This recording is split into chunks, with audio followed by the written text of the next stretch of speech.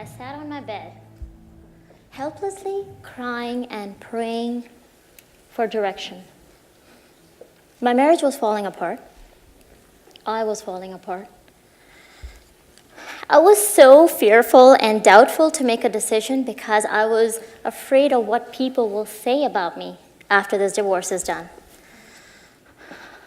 I'm going to put so much shame and basically put my family down for taking the decision of divorcing. That's supposedly a very bad word. It was causing an embarrassment for me, literally even making that decision. And thirdly, when I divorce, who's going to want to be with me? I'm going to be a divorcee. And on the other hand, I was living with a man for a year and a half, my so-called husband at the time, who I barely knew. He was such a stranger to me. And he found every reason to belittle me and to disrespect me and to mistreat me. And the sad part is, I allowed it. I'll give you a little glimpse of who my wonderful ex-husband was. And I've been trying to find a name for him, and if you, in this duration, find that one word to do... Just saying. Oh, listen to it, honey. I mean, as I go through the characteristics of this man, you'll have better words for him. Okay, so months before we got married, this was on the phone, literally, he said to me, Sharmine, I am going to dress up in a white suit. And on our wedding day, I'm going to look so good that nobody's going to want to look at you.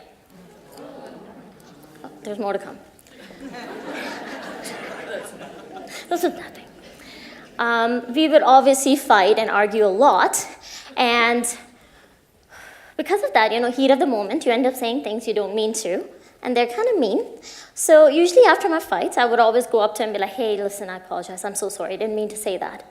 And his response to me would be, Sharmine, no need to apologize because you know what? I will keep that grudge against you. And the next time we fight, I will use it against you.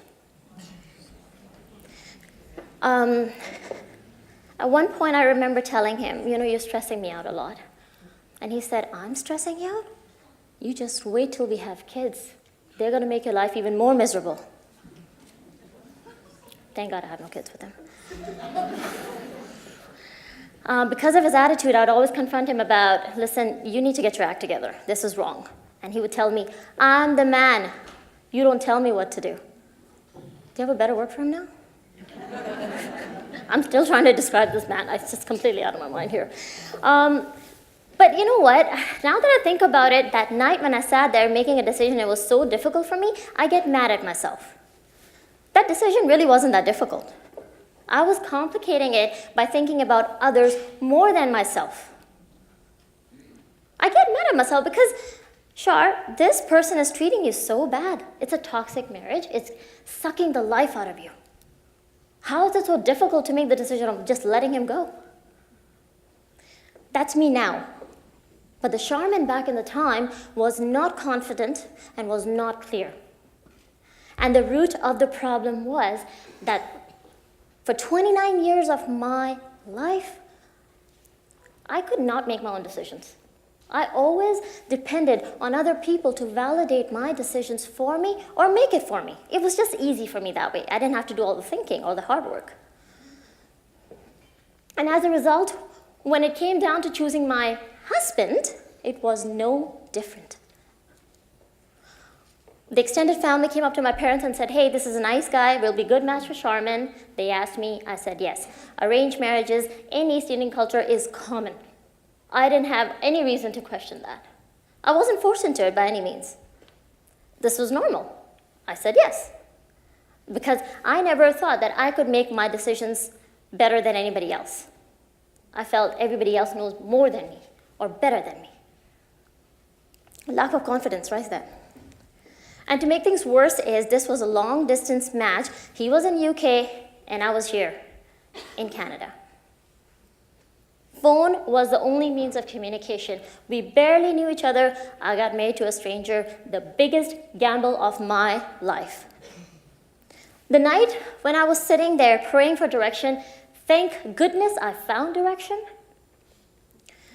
And for the first time in 29 years of my life, I made the right decision on my own, and I chose myself. I chose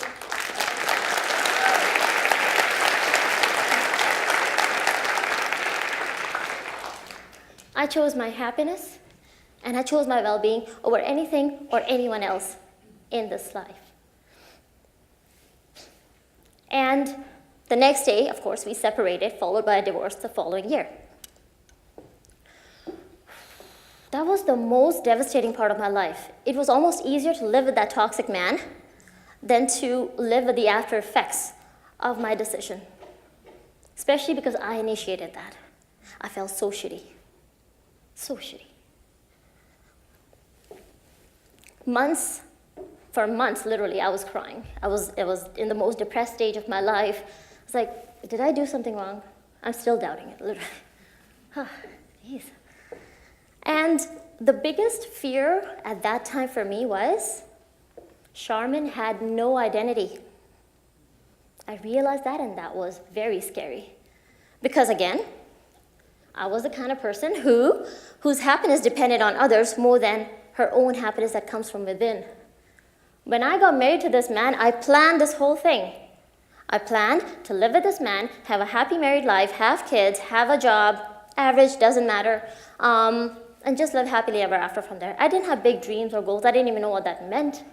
I was willing to settle for less because I didn't think I deserved any better. Huge lack of self-love. And for 29 years of my life, I never took my life seriously. I never took my education seriously, my career seriously. And here I am, my divorce happened, my entire life came crashing down in front of me, like, what's next? Who are you, Sharmine? I looked at myself in the mirror and I only saw failure and a loser.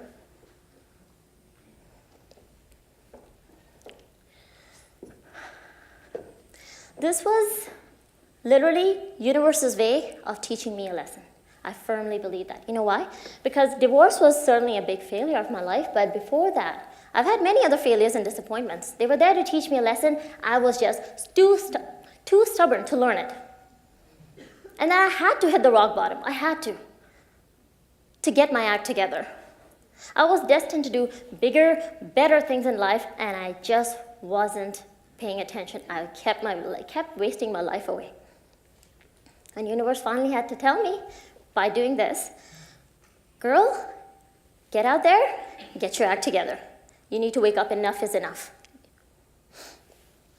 My coach said this beautiful quote that I want to share with you.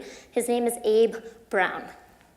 He said, you are who you are until you change who you are. I'll repeat it again. You are who you are until you change who you are. Isn't it beautiful?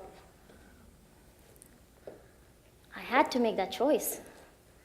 I did not want to go back to Sharmine. I wanted to give birth to a new me, a new Shar, and she's standing right here in front of you today.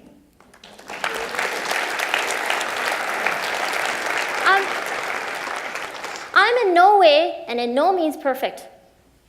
I make mistakes every single day. I'm still learning. I'm a product of my mistakes. But I'm proud of the fact that I went through some failures and disappointments. I don't let them define me. They, in fact, made me who I am today. I'm proud of it. And it's not going to end. My journey actually just started. I may have started my success journey 2 years ago, but my fearless journey started 6 years ago when I went through a divorce. And in this journey, what I had to do was A, my willingness to change. B, my faith in the God Almighty. I said to him, I'm like, you know what? I'm giving myself to you from here on. I just don't want to go back to that person I was. Help me make the right decisions. I know I'm destined to do bigger things. I just don't know how to get there. Can you please help me? With that came the support of my parents, my siblings, and my two very best friends. And I learned that I don't know all the answers, so I will hire coaches. And I hired some amazing coaches who helped me get through this far and showed me direction. One of the coaches actually helped me create the book that I have today, and it's sitting right at the back there. Sorry, the books could not come on time, but this was one of the best places for me to share my book. The book cover just arrived 2 days ago, so I'm very proud to share that. Now, my biggest thing was trying to find my passion. And now I know what my passion is, which is to work with many other people that are victimized by their choices. Because truly speaking, nobody else to be blamed for the choices we make except us. I was to be blamed for that too. I mean, it was me who did not take my life seriously. Whenever it came time to going to school, I would blame the school or the instructors for not doing a good job. I'd see successful people and happy people, and I wanted to be like them, but I didn't want to put the work like they did. So I'd say, oh, you just got lucky. Like hard work had nothing to do with it, right? And same thing with my marriage. My husband may have had a very small role to play in it, but let's be honest, I saw red flags all along. It was I who chose to get married to a complete stranger. It was I who walked down the aisle with my dad, crying. I was trembling with fear. I couldn't even take my vows properly. That's how scared I was, but I let it happen because I chose that life. I cannot blame anybody else.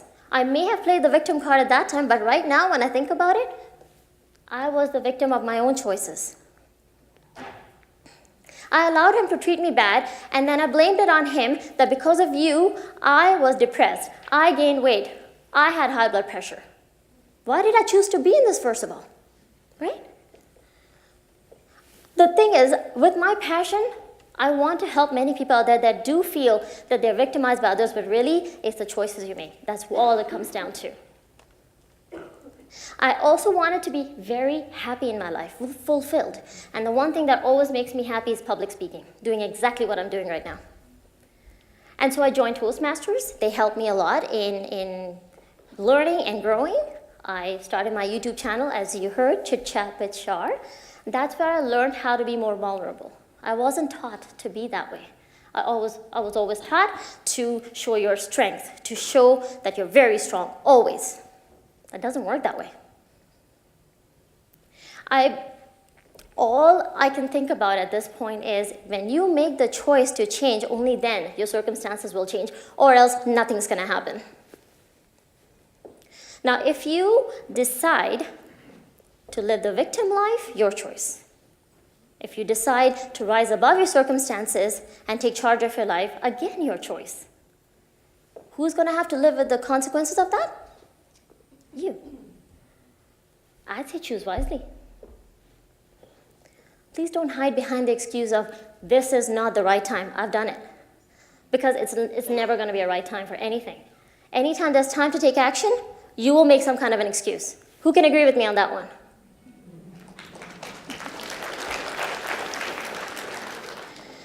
And the thing is, it all comes when you start loving yourself more. When you love yourself, and this has come up many times today, you're not gonna settle for less. You know you deserve better. Better relationship, financial freedom, amazing career. This is your journey, your path, your life. Don't depend on others to validate that for you or to give it to you. You need to work for it, and you can do it. You know what?